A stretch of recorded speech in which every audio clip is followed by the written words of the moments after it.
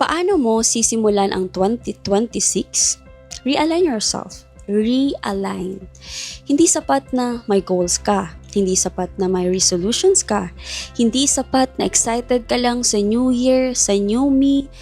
Kung hindi naman naka-align ang puso mo, ang isip mo, ang decision mo, at direction mo sa Diyos, mauulit lang ang cycle mo. Uulitin mo lang ang wrong cycle mo.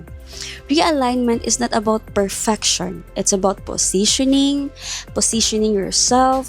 Kapag hindi ka nakaposition, you miss opportunities. You repeat mistakes. You stay stuck in patterns na pinapahirapan ka taon-taon. Pero kapag align ka kay Lord, you gain clarity, you gain discipline, you gain peace, you gain direction.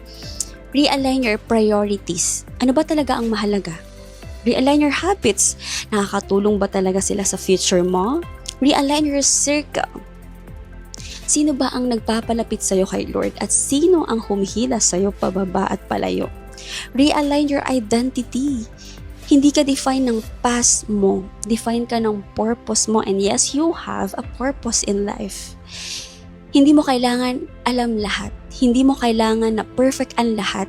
Ang kailangan mo lang, bumalik ka kay Lord at hayaan mo si Lord na itama ang direction mo sa buhay. Because when God realigns you, He prepares you for blessings you couldn't never reach on your own.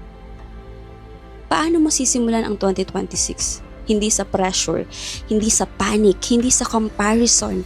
Start it with realignment. Return to God, reset your heart, refocus your mind, reposition your life, and watch how He takes you from confusion to clarity, from surviving to thriving, from wandering to walking in your purpose in life.